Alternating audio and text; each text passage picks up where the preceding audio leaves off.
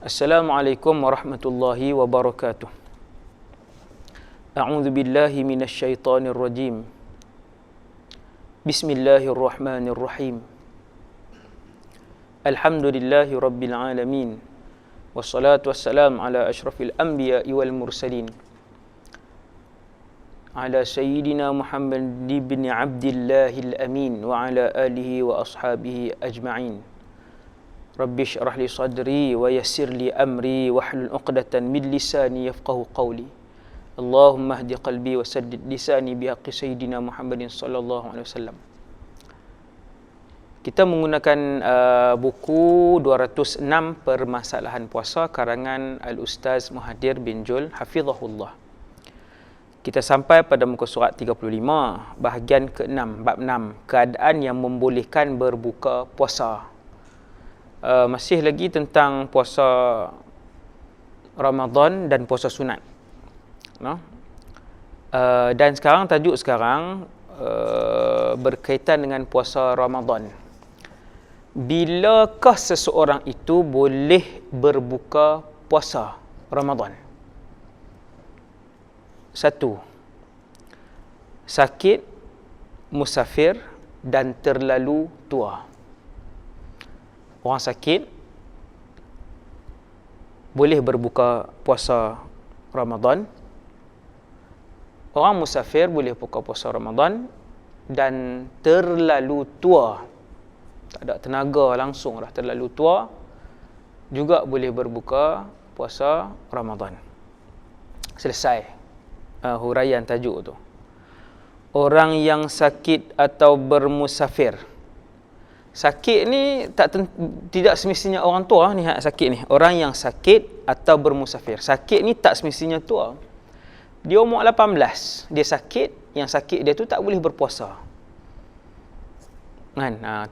Tak semestinya tua. Orang yang sakit atau musafir boleh untuk tidak berpuasa. Puasa apa? Puasa Ramadan. Tetapi hendaklah mengqadakannya pada hari lain. Wajib qada. Dia sakit, doktor kata tak boleh puasa. Kalau puasa, bertambah teruk sakit itu. Ataupun kalau puasa, lambat sembuh sakit itu. Maka orang itu boleh buka puasa Ramadan. Puasa wajib ni. Okey. Tak kira lah umur dia berapa pun, 16 ke, 28 ke, 32 ke. Okey. Ataupun orang musafir. Orang musafir juga boleh buka puasa, tapi dan kedua-duanya wajib qada. Kalau orang tu dia sakit 18 hari tak puasa Ramadan, doktor pun nasihatkan untuk dia berbuka, maka dia kena qada 18 hari selepas Ramadan. Ataupun dia bermusafir, berapa hari yang dia musafir dia boleh buka tu, maka dan kemudian dia wajib qada. Catatan, ijma' mengatakan jika orang yang sakit menguatkan dirinya untuk berpuasa, maka sah puasanya. Dia sakit, kemudian doktor bagi pilihan. Doktor kata kalau boleh tahan untuk berpuasa, maka bertahanlah. Doktor bagi pilihan macam tu. Doktor tak kata jangan. Doktor tak kata jangan puasa nanti mudarat. Doktor tak sebut macam tu. Kalau doktor sebut macam tu sampai boleh mudarat, maka dia tak boleh berpuasa. Dia kena makan ataupun dia kena ambil ubat contohnya. Dia perlu makan ubat di siang hari Ramadan sebagai contoh atas arahan doktor, nasihat doktor. Maka dia tak boleh berpuasa, dia kena berbuka, nanti dia wajib qada. Kalau dia sakit tapi dia gagah juga untuk puasa, maka sah puasanya. Kemudian, terlalu tua atau sakit kuat. Orang yang terlalu tua atau sakit kuat tidak wajib berpuasa dan wajib menggantikannya. Nya itu apa? Menggantikan puasa. Dengan membayar fidyah 1 cupak setiap hari. 1 cupak ataupun 1 mud bersamaan dengan 566.85 gram. Lebih kurang sekati. Kan? Ataupun 600 gram. Lebih kurang 600 gram. Tak sampai sekilo lah. Satu cupak tak sampai sekilo.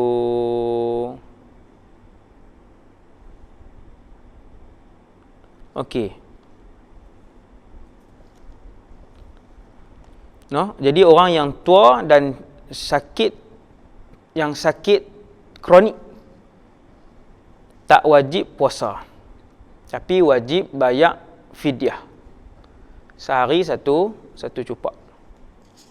Okey. Kemudian, jika membayar fidyah pun tidak mampu kerana miskin umpamanya, boleh menggunakan pendapat yang tidak mewajibkan membayar fidyah. Pendapat ini yang disokong oleh Al-Imam Ibn Hajar Al-Haytami dalam kitabnya Tuhfah. Al-Imam Ibn Hajar dalam Tuhfah sebut, kalau fidyah pun tak mampu bayar, memang sebab dia yang paling miskin di kampung tu. Tiga yang paling miskin di kampung tu, dia salah seorang. Maka tak wajib bayar. Boleh guna pendapat Imam Ibn Hajar. Walau bagaimanapun, menurut Al-Imam Ar-Ramli dan Al-Imam Al-Khatib Asy-Syarbini, fidyah tetap wajib dibayar walaupun miskin, dan fidyah yang belum terbayar akan menjadi hutang. Ini untuk orang miskin. Orang miskin yang terlalu tua, tak mampu berpuasa, maka dia pun buka puasa. Ramadan dia tak puasa 6 hari. Boleh tak dia tidak berpuasa? Boleh. Tidak wajib dia berpuasa. 6 hari yang dia berbuka tu kena bayar fidyah, iaitu 6 cupak. 6 kali 6 lebih kurang 3.6 kilogram. Satu hari satu cupak. 3.6 kilogram. Seandainya orang yang terlalu tua tadi, yang tak puasa tadi, nak bayar 3.6 kilogram, tak mampu sebab dia yang paling miskin. Tuan-tuan yang gaji 4,000, 6,000, 7,000, 3,500, mungkin tuan-tuan kata 3.6 kilo takkan tak boleh bayar, Ustaz. Takkan tak boleh bayar, Ustaz, 3.6 kilo. Muslimin muslimat sekalian, ziarah orang fakir. Ziarah orang fakir. Ambil masa ziarah. Lah PKP tak payah jalan lah. Nanti selepas habis PKP kan. Antara aktiviti, tuan-tuan, cari orang yang paling miskin, yang paling susah di tempat kita. Tuan-tuan tak perlu cari di Sek, tak perlu pergi sampai ke Kuala Nerang, tak perlu cari di Baling. Saya jumpa dengan ada NGO ni, tuan-tuan, orang Pening, pulau kan. Tak perlu cari di pedalaman, di Pening pun berlambak-lambak. Di tengah-tengah bandaraya tu, di tengah-tengah bandaraya, berlambak. Fakir. Nak makan pun tak ada. Duit untuk makan pun tak ada. Jadi tuan-tuan, bila pengarang buat contoh, seandainya orang yang tua, yang sakit itu, yang terlalu tua, bukan sakit, yang terlalu tua tadi, dia tak mampu berpuasa, dia tak wajib berpuasa, tapi wajib bayar sehari yang dia tinggal 1 mud. Kalau 6 hari 3.6 kilo, 10 hari lebih kurang 6 kilo, dia tak mampu bayar, maka ada pendapat tidak perlu bayar.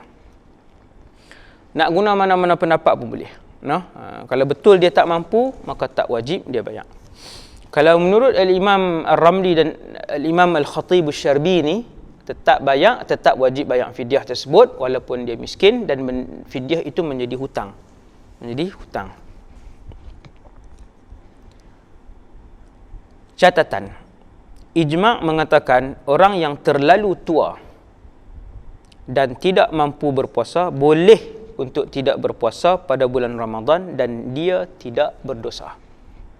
Terlalu tua dan tak mampu berpuasa. Kalau dia umur 80, dia boleh berpuasa. Subhanallah. Maka dia berpuasa. Dia boleh berpuasa. Dia umur 90 dan dia mampu berpuasa. Tak ada mudarat apa, dia puasa sampai 90 masih berpuasa Ramadan, maka dia berpuasa. Yang ni kalau dia terlalu tua dan tak mampu berpuasa, tak larat dah. Sebab terlalu tua, maka dia tidak wajib puasa Ramadan. Dia tak wajib puasa Ramadan. Dan berapa banyak yang dia tinggal puasa Ramadan, dia kena bayar fidyah 1 hari 1 cupa. Kemudian masalah orang yang tidak mampu berpuasa dibolehkan untuk tidak berpuasa jika dia memaksa dirinya untuk berpuasa juga sehingga menyebabkan mudarat pada badan atau nyawa. Puasanya sah tapi hukumnya berdosa. Puasa juga orang yang dia sakit, kalau puasa juga mudarat diri dia. Puasa dia sah tapi berdosa. Disebutkan dalam Fathul Mu'in dan I'anatul Talibin. Kemudian bekerja berat. Ini orang yang bekerja berat dalam bulan Ramadan. Macam mana? Kadar susah dia ketika bekerja itu diukur dan dinilai bagaimana untuk membolehkan dia berbuka. Kadar masyaqqah, kesusahan yang dia tanggung ketika bekerja dalam bulan Ramadan itu diukur bagaimana. Kita tengok. Ini tajuk dia. Kadar masyaqqah yang membolehkan berbuka ialah ketika tubuh berasa sakit atau menderita yang boleh menyebabkan bahaya atau mudarat yang lebih berat. Orang yang bekerja dalam bulan Ramadan, maka kalau masyaqqah ataupun susah kerja yang dia nak tanggung tu sampai menyebabkan bahaya, mudarat, sakit tubuh badan dia, maka dia boleh berbuka. Bukan berbuka daripada awal tau. Bukan berbuka daripada awal. Main-main tu tak ada mula kerja. Dia kerja berat. Dia pergi kerja, sampai di tempat kerja, bawa mesin padi ke sebagai contohnya, tengah panas kan. 7:30 pagi dia sarapan siap. Dia kata saya kerja berat. Memang sepanjang tahun. Kan. Tak kisahlah apa-apa kerja ke tukang ke apa kan. Jadi dia kata dia kerja berat, dia sampai-sampai 7:30 tu sarapan siap. Itu haram. Dia kena puasa dulu. Setiap hari macam tu. Dia kena puasa dulu sampai dah bekerja 4 jam, 5 jam, sampai satu tahap dia dah hilang tenaga, nak bawa pun tak boleh, nak simen pun dah tak boleh, nak buat kerja yang dia buat tu dah tak boleh, kerja berat yang dia buat, maka waktu tu baru dia berbuka. Bukan daripada awal. Oleh itu, bagi orang yang terpaksa bekerja berat pada waktu siang bulan Ramadan, dia hendaklah berniat puasa seperti biasa pada malamnya dan berusaha berpuasa semampunya pada siangnya. Yang ni yang saya sebut tadi. Malam niat macam biasa, bangun sahur macam biasa, pi kerja berat pun, tak kisahlah kerja berat apa pun, pi bekerja dan keadaan berpuasa dulu. Dia pun bekerja, sampailah tak mampu, baru dia boleh berbuka. Ketika dia mula bekerja dan sampai kepada suatu keadaan yang boleh memudaratkan tubuh dan kesihatannya kerana terlalu lapar umpamanya, ketika itulah dia diberikan rukhsah untuk berbuka puasa. Rukhsah keringanan untuk buka puasa. Dia tidak boleh berhenti puasa sebelum mula bekerja pekerjaan yang berat itu. Nampak? Dia tak boleh daripada awal pukul 9:30 sarapan dah tak boleh. Dia mestilah puasa dulu. Malam tu mestilah niat puasa Ramadan, sahur, pergi kerja dalam keadaan puasa, kerja dah 6 jam, letih sampai tak boleh nak buat kerja. Ataupun dah sampai 7 jam dah kerja, sampai dah mudarat dah. Bukan sampai dah mudarat, maksudnya kalau kerja lagi dia akan mudarat, waktu tu baru berbuka. Dan dia wajib qada di luar Ramadan. Macam yang saya sebut tadilah, orang yang buat kerja bendang di Kedah ni kan, kerja bendang. Kerja bendang ni bukan sepanjang tahun. Bukan sepanjang tahun, setahun 3 kali je. Kan buat bendang, ataupun 2 kali. 2 atau 3 kali, ada tempat dah 3 kali lah setahun. Jadi kena dia buat bendang tu kena bulan Ramadan contoh. Habis buat bendang nanti, tunggu padi tu nak masak apa semua, nak tuai apa semua, bukan Ramadan dah, maka dia wajib ganti. Dia wajib qada. Masalah puasa bagi pemandu bas. Ustaz Muhadir buat main contoh untuk pemandu bas. Yang lain-lain tu maksudnya kerja apa pun kita kiaslah, kita ukur lah sendiri kan, kita ukur. Tadi kita dah bagi dah kayu ukur untuk menilai sejauh mana sesuatu itu dikira sebagai kesukaran yang boleh membuatkan orang tu buka puasa Ramadan. Puasa bagi pemandu bas, seseorang yang bekerja sebagai pemandu bas sebagai satu-satunya sumber pendapatannya tak boleh terus tidak berpuasa kecuali sudah sampai keadaan yang jika dia meneruskan puasanya ia boleh mendatangkan mudarat pada tubuh dan kesihatannya. Pemandu bas pun sama ada mudarat tu untuk diri dia, tapi pemandu bas hari ni aircon rasanya dah aircon 2 orang pula tu wajib. Saya macam tak berapa nampak, wallahu alam, saya nampak macam tak, wallahu alam, saya pemandu bas marah saya pula kan. Saya tak tahu, yang saya tahu bas ekspres ni memang aircon wajib, mustahil lah tak ada aircon. Bas Alustaq pi Johor Bahru ke, Ipoh pi Kajang ke, Kuala Terengganu ke, Negeri Sembilan ke, wajib aircon satu. Yang kedua, wajib 2 pemandu. Betul tak? Wajib 2 pemandu. So wallahu a'lam, saya tak tahulah kan kenapa Ustaz Muhadir mendatangkan contoh ni, sebagai contoh lah, sebagai contoh saja, lil istiqnas, afwan. Kemudian keadaan bas ada nombor kosong 40, ada keadaan bas yang berhawa dingin. Catatan ni, yang ni komen daripada pengarang lah Ustaz Muhadir ni. Dia komen, dia kata keadaan bas yang berhawa dingin dan agak selesa sekarang membolehkan pemandunya untuk meneruskan puasa. Betul, yang ini saya setuju. Kerana memang tadi pun saya terlintas benda tu. Ini saya setuju. Sudahlah berhawa dingin dan kemudian pula 2 orang pemandu. Jadi tak ada alasan bagi saya, bukan pekerjaan yang ni lah. Kecuali pemandu bas ni dia ada penyakit. Kalau dia tak makan dia akan letih dan tak boleh nak bawa. Kawan dia dah bawa dah daripada pukul 9 malam sampai pukul 2 pagi. Lepas tu giliran dia.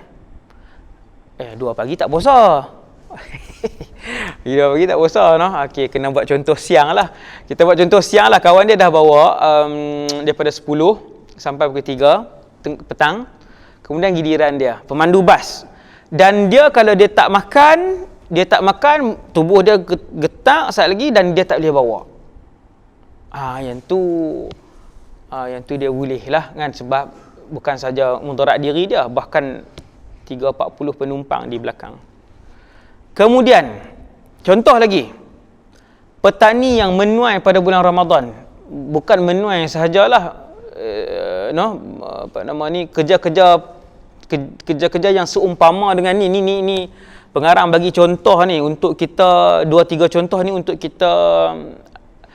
Sebab pekerjaan beratus-ratus pekerjaan dalam dunia ni, ada beratus pekerjaan, ni baru 3 contoh kan. Ada beratus pekerjaan yang berat, pekerjaan-pekerjaan yang berat, mancu semen, ikat bata kan, pasang gabion wall, tu pekerjaan yang berat tu tuan. Ada orang sepanjang tahun yang tu je. Gabion wall bukan boleh sembarangan orang pergi susun batu tu, dia ada orang tertentu je boleh kan. Habis projek ni dia pergi susun gabion di tempat lain, tempat gabion di tempat lain pula sepanjang tahun. Di tempat saya pun, di Akademi Darul Ifta ni pun memang orang gabion wall ni orang lain tak boleh. Sama macam orang pasang ekotek kan. Bukan semua tukang yang boleh ikat bata boleh pasang ekotek. Tidak, dia ada tim khas dia. Jadi ada yang grup-grup yang buat gabion ni, dia sepanjang tahun gabion. Di sini lagi pindah ke sana, gabion buat tu tengah panas sebagainya kan. Memang saya tengok pun letih. Tengok dia buat kerja kan. Apatah lagi buat kerja tu. Subhanallah. Kita tengok contoh seterusnya, petani.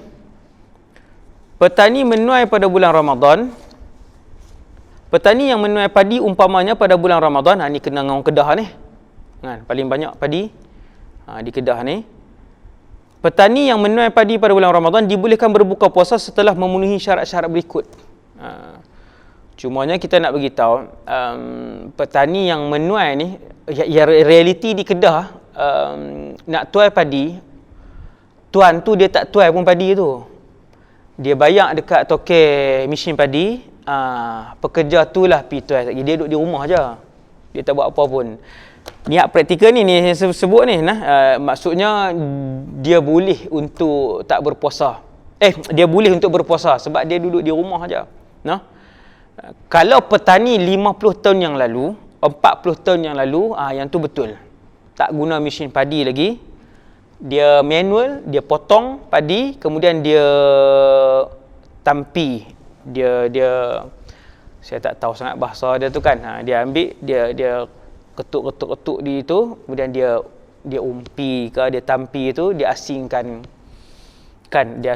benda asing dengan padi itu. Yang tu memang letih. Yang tu memang letih.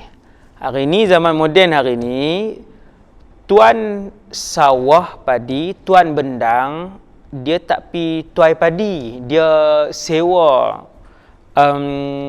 mesin padi, bayar duit, lepas tu lah pi, dia duduk di rumah aja, no? Dan dia sewa lori, sewa mesin padi, lepas tu lah buat kerja, kan? Okey, kita sebut juga supaya boleh jadikan ukuran kita. Petani yang menuai padi bulan Ramadan boleh buka puasa setelah memenuhi syarat-syarat berikut. Ni untuk dulu punya tuai padi lah. Zaman hari ni dah.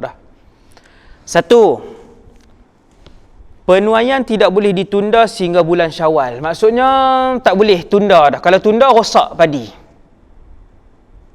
Pokok padi itu akan rosak. Kalau tunda lagi, rosak. Kena buat macam mana? Kena tuai juga bulan-bulan Ramadan ni. Maka letih lah. Letih buat macam mana? Ini maksudnya yang dulu. Cara tuai padi yang dulu ni maksudnya letih. Kita kata kat petani tu, pakcik tak boleh ke tunda selepas Ramadan? Tak boleh dah. Lagi rosak. Pokok padi rosak. Okey, satu. Penuaian itu tak boleh ditunda sampai lepas bulan Ramadan. Kemudian yang kedua, tidak mungkin dilakukan pada waktu malam. Nampak? Syarat untuk satu orang yang tuai padi pada bulan Ramadan ni untuk dia boleh buka puasa ialah apabila padi itu tak boleh dituai pada waktu malam. Wajib kena tuai waktu siang sebab dia kata malam tak nampak lubang, mesin padi nak masuk susah. Kan? Tak nampak lubang, tak nampak tengah bendang tu bukan ada lampu, sebagai contoh. Dua syarat yang kedua. Nombor 3, akan terlalu penat jika berpuasa. Terlalu penat. Nombor 4, hendaklah berniat dahulu pada malam hari dan di awal pagi tetap berpuasa. Ni syarat macam kita beritahu tadilah. Semua pekerjaan berat yang buat, malam kena niat, pagi kena sahur macam biasa. Rutin orang berpuasa, niat, sahur. Kemudian waktu nak pi ambil padi tadi ni, syarat dia mestilah berpuasa. Waktu nak pi tuai padi tu, dia tak boleh daripada awal buka puasa, tak boleh. Ni syarat yang keempat, 3. Syarat keempat, berbuka jika terdapat uzur seperti terlampau penat atau letih. Terlalu penat atau letih, baru boleh buka. Itu syarat keempat. Yang kelima, berniat menggunakan rukhsah ketika berbuka. Waktu dia buka puasa, tuai padi itu, dia kata aku buka puasa kerana rukhsah yang diberikan, keringanan yang diberikan. Okey. Dan yang keenam, bukan tujuan semata-mata untuk berbuka. Kenapa dia berbuka tu? Ada sebab lain lah. Sebab dia terlampau letih, sebab kalau tak berbuka akan jadi sakit, tak boleh buat kerja. Walau bagaimanapun menurut Syekh Abdul Hasan Bakri, petani atau pekerja berat boleh berbuka secara mutlak tanpa syarat-syarat di atas. Yang itu menurut Syekh Abdul Hasan Bakri. Dan kita ikut pendapat jumhur ulama Syafi'iyah dengan 6 syarat tadi. Okey. Kemudian kita masuk tajuk musafir pula. Tajuk musafir. Orang yang boleh berbuka puasa Ramadan adalah yang keduanya orang musafir. Orang yang bermusafir boleh berbuka puasa. Ijma' mengatakan orang yang bermusafir boleh berbuka puasa. Musafir boleh buka puasa. Okey. Yang manakah lebih afdal antara berbuka atau meneruskan puasa ketika musafir? Terpulang kepada keadaan orang yang bermusafir. Mana lebih afdal? Dia nak teruskan berpuasa dan dia mampu. Musafir zaman hari ini, contohnya musafir 1000 km. Kita kata 1000 km dahsyat. Hari ini 1000 km. Al-Ustaz pergi ke Johor Bahru 1000 km. Naik flight 50 minit. Teruk tak? Tak teruk. Kan? Boleh tak puasa? Boleh sangat-sangat. Boleh tak berbuka? Pun dibenarkan. Jadi terpulang pada dia. Jika dia terus berpuasa dan tidak ada mudarat padanya, afdal dia berpuasa. Tetapi jika dengan berpuasa boleh memudaratkan atau membahayakan kesihatannya, afdal dia berbuka. Mudarat ni sebab apa ni? Sebab kesusahan bermusafir tu. Nah, tapi kalau dalam musafir dia tu tak ada susah apa, dengan flight, dengan bas, tak ada susah apa, tak ada mudarat apa, afdal dia berpuasa. Musafir selepas subuh, ada khilaf. Tidak boleh berbuka puasa jika musafir selepas subuh, mengikut pendapat ataupun qaul mazhab, tetapi dibolehkan mengikut pendapat yang lemah, termasuk pendapat Imam Muzani, kerana telah ada sebab yang membolehkan rukhsah, iaitu musafir. Sesiapa yang bermusafir selepas subuh, maka tak boleh buka puasa. Ini kaedah. Dia bermusafir bulan Ramadan, 28 Ramadan, nak balik kampung, pukul 9.30 pagi musafir, 9.30 pagi. Sampai di RNR pukul 2.30 petang. Boleh tak berbuka? Tak boleh. Sebab dia bermusafir selepas subuh. Ini syarat. Okey. Nombor 4, musafir semata-mata untuk mendapat rukhsah. Kan, dia dengar kuliah ni, bila dengar kuliah kata musafir boleh buka puasa, dia pun merasa macam tak larat. Pukul 5.30 dia musafir. Kawan mengaji, dengar kuliah, dia tak musafir lepas subuh, 5.30 pagi dia pun musafir. Tak jauh mana, 100 km je kan, keluar pergi 100 km, kawan pun makan, semata-mata untuk berbuka puasa. Apa hukumnya? Tidak boleh bermusafir semata-mata untuk mendapat rukhsah supaya boleh berbuka puasa. Tak sah. Dia wajib qada. Wajib qada dan berdosa lah maksudnya. Bukan tak sah macam mana. Kan, memang tak sah pun dah dia makan. Kan? Wajib qada dan berdosa. Orang yang bermusafir semata-mata untuk mendapat rukhsah, dia wajib qada. Puasanya memang tak salah sebab dia makan, dan dia berdosa. Berbuka ketika sampai di rumah setelah musafir. Tidak dibolehkan berbuka bagi orang yang bermusafir ketika sampai di rumah, mengikut Al-Imam Al-Qadhi Abi Tayyib dan jumhur ulama al-ashab. Walau bagaimanapun boleh menurut Ibnu Abu Hurairah, seperti yang dinukilkan oleh Al-Imam Al-Mawardi. Tak boleh buka orang yang musafir ketika sampai di rumah. Waktu dia sampai di rumah tu, dia tidak dibolehkan berbuka puasa. Dia kena teruskan berpuasa waktu dia dah sampai di rumah.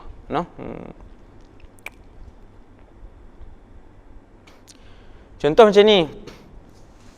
Dia musafir bulan Ramadan,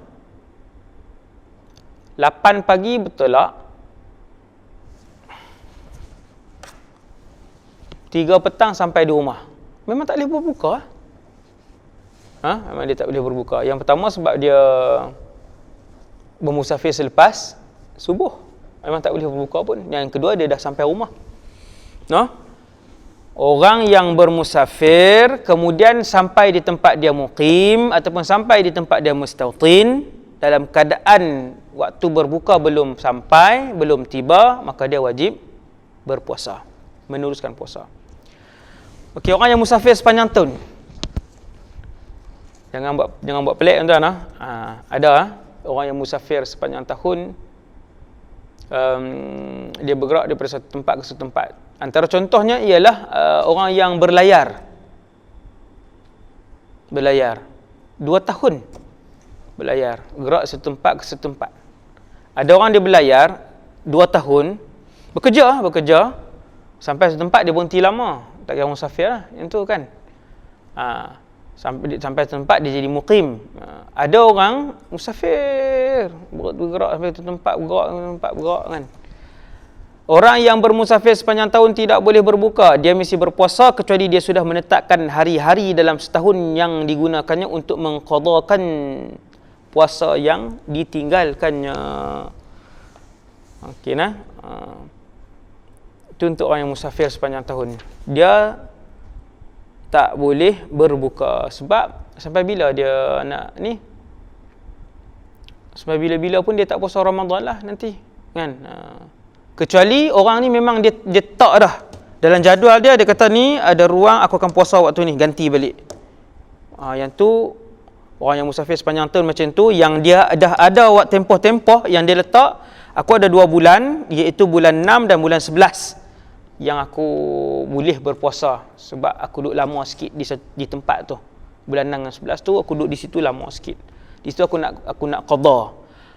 Aku akan qada di situ. Maka yang bermusafir sepanjang tahun ni, yang ada waktu untuk dia tetapkan untuk qada, maka dia boleh berbuka waktu dia duduk musafir sepanjang tahun tu. Kemudian musafir maksiat. Musafir untuk berjudi, musafir untuk berniaga benda yang haram, musafir untuk maksiat. Ijma' ulama mengatakan tak boleh berbuka. Maksudnya tak boleh untuk tidak berpuasa dalam Ramadan bagi orang yang musafir maksiat. Perjalanan dia pi tu untuk melabur sesuatu yang haram. Pelaburan yang haram, kan? Maka itu maksiat. Maka dia tak boleh berbuka puasa sepanjang musafir dia. Okey. Dan yang terakhir untuk bab yang ke-6, tidak sampai jarak musafir. Ijma' ulama mengatakan tidak boleh berbuka bagi musafir yang tidak mencapai jarak yang membolehkan solat qasar, iaitu 85 hingga 90 km. Tak boleh. Sesiapa yang musafir tapi tak cukup jarak, tidak dinamakan musafir. Tak cukup. Contohnya 70. Alhamdulillah dalam mazhab Syafi'i ini khilaf kita bermula daripada 80, paling rendah 83 tak silap saya. Bukan 85, 83 kalau tak silap saya. Dalam kitab Al-Fiqhul Manhaji tak silap 83, wallahu alam, saya tak ingat. Tapi macam itulah khilaf di kalangan ulama Syafi'iyah antara 80 ke atas. 80 dan ke atas, baru dinamakan musafir. Kurang daripada tu tidak dinamakan musafir. Wallahu taala a'lam. Kita sampai pada bab yang ke-7, muka surat 45, menggunakan kitab 206 permasalahan puasa karangan Ustaz Muhadir Haji Jul, hafizahullahu taala. Nafa'anallahu bihi wa bi'ulumihi fid darain, amin. Bab yang ke-7, perkara sunat dalam berpuasa. Nombor 1, yang sunat ketika berpuasa ialah sahur. Tasahharu. Bersahurlah. Fa inna fis suhuri barakah ataupun fis sahuri barakah. Itu hadis Nabi. Bersahur sunnah Rasulullah SAW, paling kurang minum air. Ijma' mengatakan sunat bersahur, dan sunat yang kedua ialah mengakhirkan sahur. Hari ni saya tengok orang-orang hari ni bersahur, alhamdulillah, 12:30 malam. Bersahur, anak-anak muda terutamanya 2 pagi. Bersahur 11 malam sahur dia. Sunat kita mengakhirkan sahur, baru dapat barakah tu. Dan kadang-kala bila bersahur terlalu awal, tak dapat pahala bersahur, rugi, Kemudian muka surat 46, sahur dalam waktu imsak. Kan imsak berapa minit sebelum buka sebelum subuh tu, kan? Ada orang kata tak boleh makan dan minum dah waktu imsak. Betulkah? Boleh meneruskan makan sahur walaupun sudah masuk waktu imsak sebelum subuh. Imsak ni sebelum subuh lah. Imsak ni sebelum subuh. Jadi ada orang sebut waktu imsak tak boleh makan. Tak betul. Waktu imsak boleh makan. boleh meneruskan makan sahur walaupun sudah masuk waktu imsak. Walau bagaimanapun, sunat berhenti makan sahur ketika sudah masuk waktu imsak, iaitu kadar membaca 50 ayat Quran. 50 ayat. Berapa muka surat? Kan? 50 ayat ni, satu muka surat ada 15 baris. Kita kata dalam 2 muka surat lah, lebih kurang kan. 2 muka surat. 10 minit lah. Sunat berhenti sekadar 50 ayat. Sekadar membaca 50 ayat. Sunat tidak makan ataupun berhenti makan sahur ketika sudah masuk waktu imsak, iaitu kadar membaca 50 ayat. Sunat lah, bukan wajib.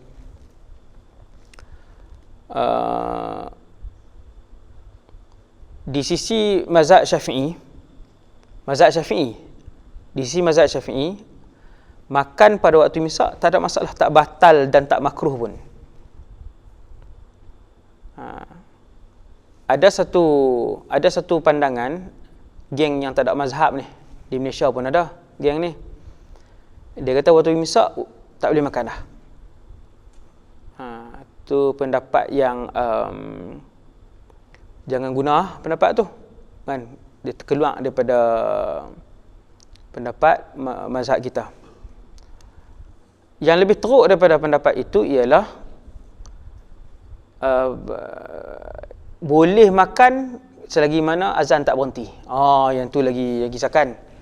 Lagi duk azan, makan cepat. Baru asyhadu anna Muhammadar Rasulullah, makan.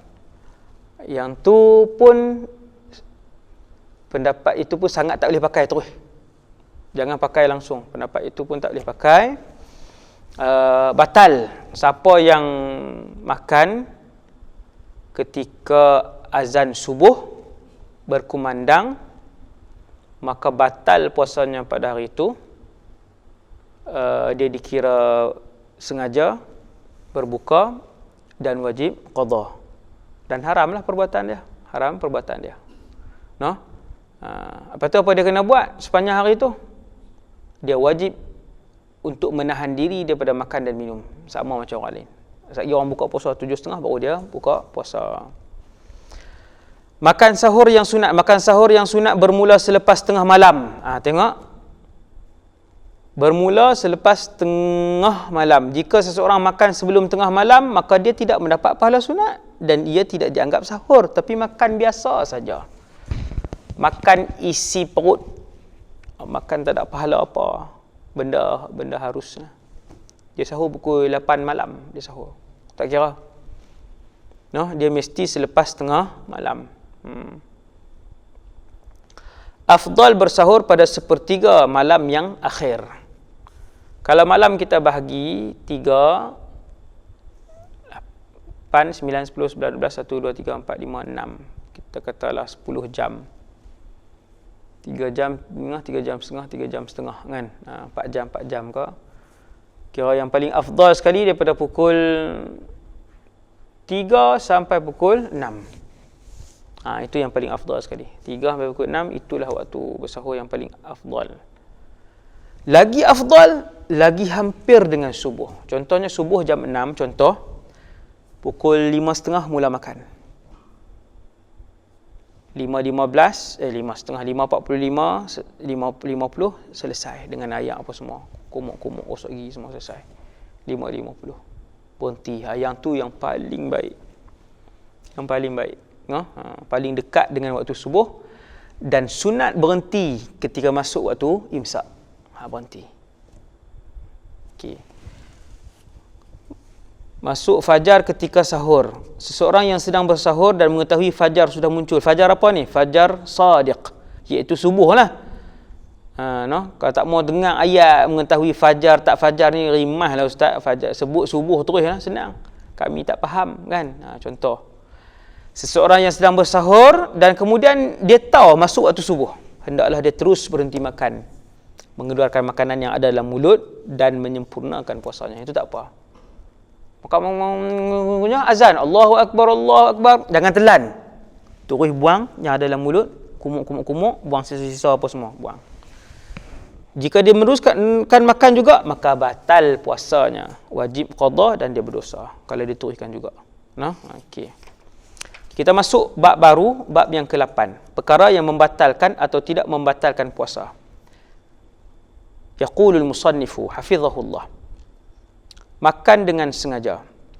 Makan dengan sengaja walaupun makanan sebesar sebiji lenga atau bijan dan dia tahu hukumnya membatalkan puasa, begitu juga minum. Siang hari Ramadan, dia ambil nasi 1 biji. Nasi sebiji aja, bukan 100 biji. Sekali suap tu kan 100 biji. Sebiji dia ambil makan. Sengaja, batal puasa dia. Begitu juga minum, seteguk saja dia sengaja minum, maka batal puasa dia. Makan kerana lupa. Orang yang makan kerana lupa dimaafkan, sah puasanya.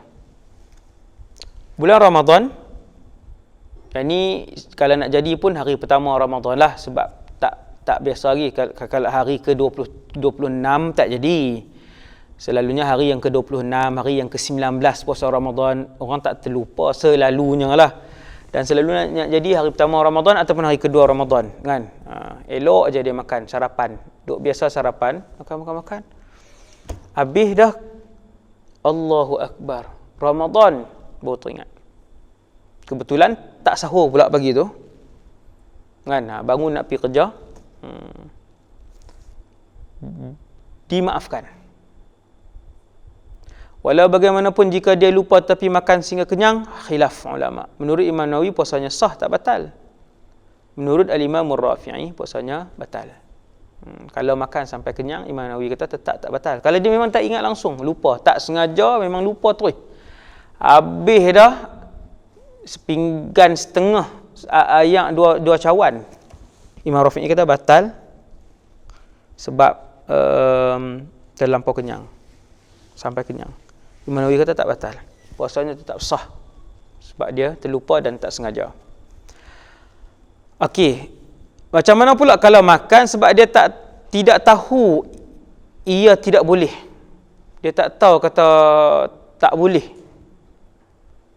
dia makan, dia ingat tak boleh, minum saja. Contoh, jika seseorang jahil tidak tahu tentang haramnya makan ketika berpuasa kerana baru memeluk Islam, bukan saja haram, bahkan batal puasa, dia tak tahu sebab baru peluk Islam, atau bukan sebab baru peluk Islam, sebab yang kedua, dia berada di tempat yang jauh daripada para ulama, ustaz-ustaz pun tak ada, jauh, kan? Atau orang yang tahu tentang hukum hakam Islam, maka puasanya sah, tidak batal. Dia tak tahu kata makan itu membatalkan puasa, kau tak batal. Ada ke tempat yang tak ada para ulama ataupun yang tak ada ustaz-ustaz? Tuan-tuan agak ada tak? Kan? Tuan-tuan yang kita hidup keliling-keliling kita ni, kita kata macam mustahil lah, tuan-tuan. Tapi kalau kita pernah masuk pedalaman 3 di Sabah atau Sarawak, kita akan jumpa tempat yang sampai hari ini masih menggunakan generator untuk mendapatkan elektrik. Ayak pun masih lagi sungai, dan saya dah sampai tempat-tempat tu, alhamdulillah. Di situ inna lillahi wa inna ilaihi raji'un, di pedalaman-pedalaman itu, tuan-tuan yang dirahmati Allah sekalian, masih makan babi, masih tak tutup aurat, masih tak solat langsung. Dah berapa tahun masuk Islam? 7 tahun. Tiada solat, tiada syiar Islam, tak ada, tapi masuk Islam. Berapa tahun masuk Islam? 13 tahun. Tak tahu apa, tapi pernah masuk Islam satu ketika dulu. Pakat-pakat jawablah di depan Allah Subhanahu Wa Taala yang memegang kuasa lah, yang memegang kuasa terutamanya.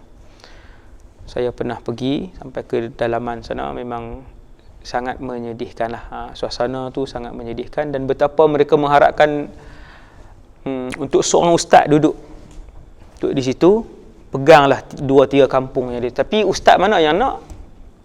Ustaz mana yang sanggup? Ni nak tinggal wifi, nak tinggal YouTube, nak tinggal rumah, nak tinggal KFC, nak tinggal untuk pergi ke kawasan tu. Masih ada ribuan kampung yang tidak ada tempat untuk mereka merujuk. Entah mana? Internet tak ada. Memang tak ada. Internet memang tak ada. Kawasan-kawasan tu memang tak ada internet. Tak ada tempat rujuk. Betapa mereka sebut mereka memerlukan. Ada seorang ustaz cukup lah. Peganglah 4-5 kampung yang ada ni. Kami semua perlu untuk tanya kan. Inna lillahi wa inna ilaihi raji'un. Tuan-tuan jangan ingat ni, berada di tempat jauh daripada para ulama ataupun orang yang tahu tentang hukum Islam ni, tuan-tuan jangan ingat ada ke ustaz tempat ni? Masih ada. Masih ada. No? Subhanallah. Tidak batal jika tertelan sisa makanan yang ada di celah gigi kerana sukar untuk membuangnya. Bawa tertelan. Tak batal. Merasa makanan. Boleh tak rasa ayam? Bancuh ayam bulan Ramadan nak buka puasa, masak nasi biryani ataupun masak lauk apa sebagainya, rasa boleh tak? Rasa kerana perlu rasa keperluan tak makruh pun. Tapi kalau rasa tak ada keperluan, dah isteri dia dah rasa dah. Cukup dah garam. Dia pula nak pergi rasa. Tak apa-apa nak rasa juga. Tak ada keperluan, makruh. Hak isteri tadi tak makruh. Boleh tidak makruh merasa makanan dengan syarat tidak tertelan dan ada keperluan melakukannya. Syarat pertama tak tertelan. Telan bukan makruh. Kalau tertelan, kalau rasa-rasa telan, perbuatan tu membatalkan puasa. Kan? Yang kedua, keperluan. Jika tertelan, batal puasa. Tengok. Jika tertelan, batal puasa. Makruh jika tidak ada keperluan melakukannya. Saja-saja. No? Mak dia dah masak siap dah gulai tu, dia saja pergi dapur, rasa dia tak telan, rasa, lepas tu dia ludah balik. Yang tu tak ada keperluan dan hukumnya makruh. No? Tukang masak, dia rasa tu memang untuk sebab sekali semua orang nak makan. Takut terlalu masin ataupun terlalu tawar. Maka yang tu ada keperluan dan tidak makruh. Mengunyah atau melumatkan makanan untuk anak-anak sebagai contoh. Anak nak makan, anak kecil lagi kena kunyah, mak kena kunyah. Itu keperluan. Tidak makruh. Seorang ibu atau seorang ayah yang perlu untuk mengunyah atau melumatkan makanan tak makruh. Jangan telan batal. Dia kunyah ya bagi makan. Dia kunyah bagi makan. Lepas tu dia ludahlah. Kumur. Boleh, iaitu tidak makruh seseorang ibu ataupun ayah ataupun siapa-siapa lah, bukan ibu bukan ayah pun, adik dia ke nak makan, yang kecil, bayi, melembutkan makanan untuk bayinya ataupun siapa-siapa, untuk siapa-siapa yang kecil, kerana ada hajat selama mana dia tidak tertelan makanan tersebut. Jika tertelan maka batal puasanya. Orang yang kena paksa, tajuk seterusnya, dipaksa makan ketika berpuasa. Tidak batal puasa jika dipaksa makan pada waktu siang bulan Ramadan. Seperti di China. No? Seperti di China,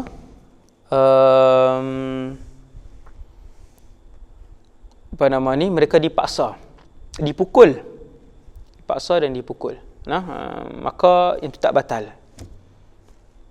Kan? Dipukul sampai sakit, sampai mudarat, dia pun makan, kemudian dia meneruskan puasa dia, tak wajib qada. Subhanallah. Sebab dia dipaksa makan. Dan yang terakhir, makan dan minum pada waktu malam Ramadan. Perkara-perkara yang boleh membatalkan puasa seperti makan, minum dan semua yang membatalkan puasa. Kecuali murtad, hanyalah membatalkan puasa jika ia dilakukan pada waktu siang bulan Ramadan. Semua yang membatalkan puasa, makan, minum ke apakah, yang tu kalau buat malam, macam mana? Malam tak batal lah. Hak ni terlalu basic kan. Tapi kalau tuan-tuan pergi tempat-tempat yang pedalaman, benda ni bukan basic tuan, dia tak tahu. Kan? Malam boleh makan ke ustaz? Boleh. Malam boleh, malam Ramadan. No?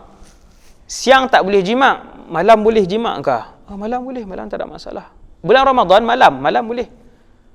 Selepas buka puasa boleh ke ustaz? Boleh, selepas buka puasa. Kan? 8-5 minit boleh. Okay, nah? Jadi malam tak ada masalah. Jika dilakukan pada waktu malam maka puasa tidak batal dan niat puasa yang telah dibuat pada malam itu juga tidak batal. dia niat puasa pukul 8 malam. Niat puasa pukul 8 malam. Pukul 11 dia berjimak dengan isteri dia. 11 malam. Bulan Ramadan. Batal tak niat puasa dia? Tak batal lah. Tak batal. Sebab tu malam. Perkara yang batal itu hanya ketika siang saja. Walhamdulillahirabbil alamin.